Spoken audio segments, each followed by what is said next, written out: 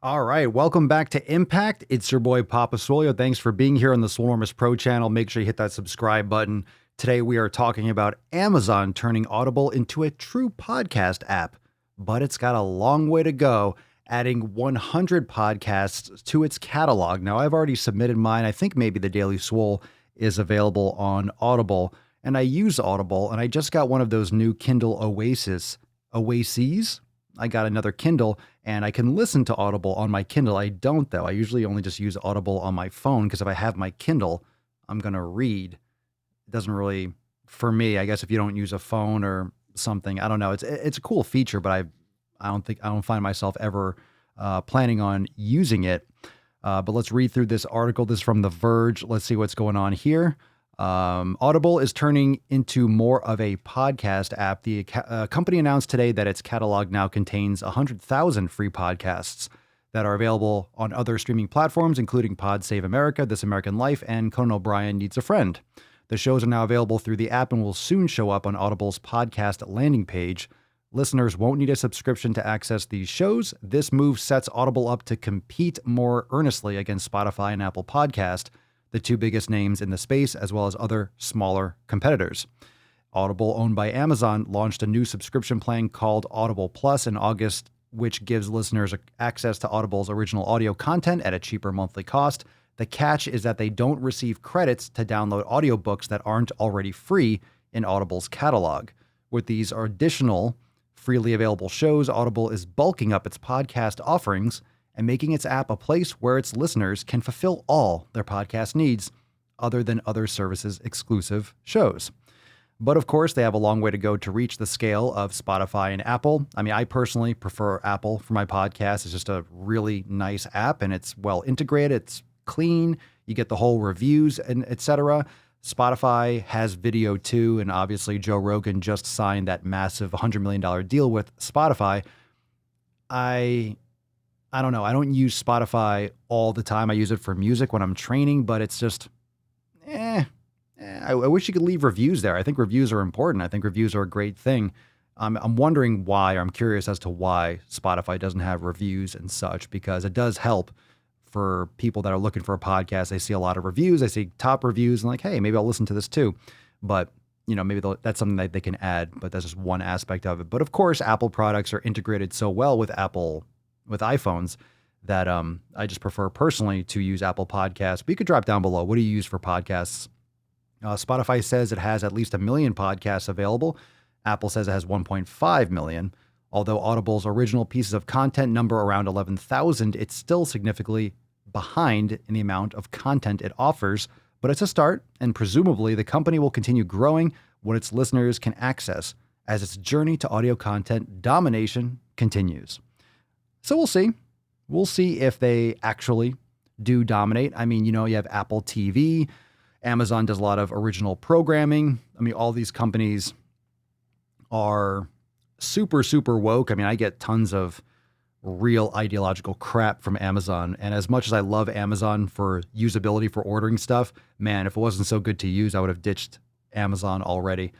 It's just, it's cringe, the stuff that they send me. But Audible is a great app. I don't know if you've used it before. Let's just talk about Audible alone. It's cool that they're doing podcasts. I mean, everyone's kind of got a podcast. And honestly, if they're a player and you have a podcast, it's just one of those places where wherever you're hosting your podcast, it'll submit usually automatically, or you have the option to submit to Audible.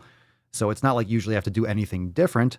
But as long as, look, in my opinion, the more places or the more ability that you have for your audience to consume your content. What if someone likes to use Audible and you have a podcast? You want your podcast to be on Audible.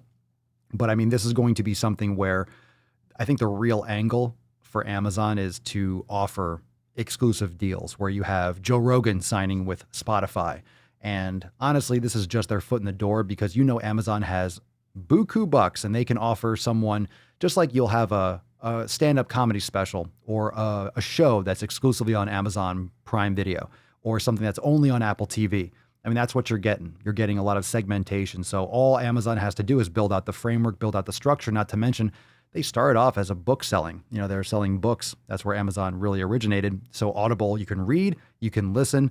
And then if you have one device, all all Amazon's got to do is start making their own phone. I don't know if they have any intent on doing that, but it's a nice addition. And if you're going to use Audible and you have one stop where you can read, you can listen to your books, you can listen to a podcast, it might down the line just become more and more efficient to do one thing in one place. You have one app that does everything.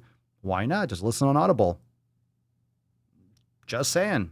You're not listening to audiobooks and other platforms, you're listening on Audible. So this is something that you could definitely sign a big contract because Amazon's got the money. They can definitely sign a big name or a big exclusive deal with someone with a big podcast and definitely bring people over.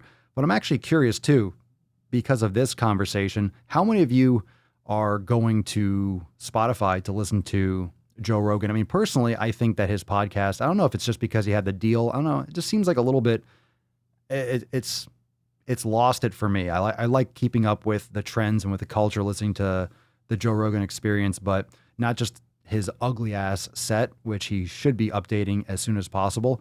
It just seems like since he signed the deal, it just seems the podcast is super lukewarm. It doesn't have the same feel for it for me. It doesn't. I don't think it has the same edge. It doesn't have the same pop.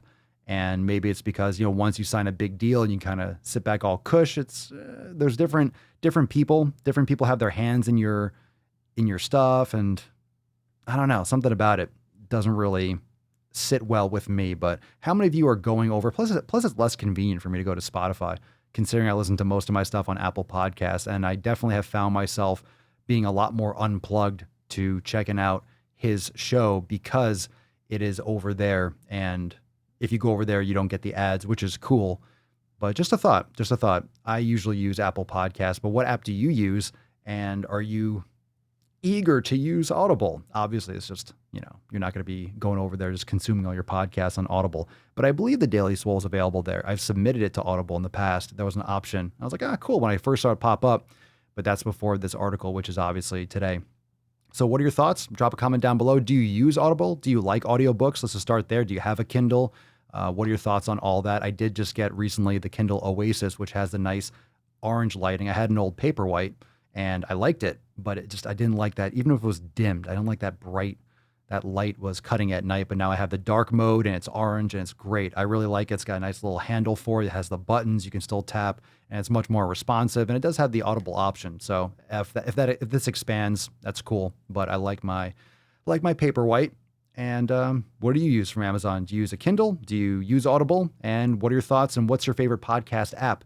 Thank you so much for watching. I hope you enjoyed this impact. Remember, hit the subscribe button so you can catch more of the Swolenormous Procast. We will have some more Procast coming up soon, more impact, hopefully every day. Want to be staying up to date with the tech. And of course, check out the other channels in the related channels, Red, White, and Swole. Also a podcast. Check out the Daily Swole. Check out the Swolenormous channel. All that good stuff. And I'll see you soon for more impact. Peace out, fam.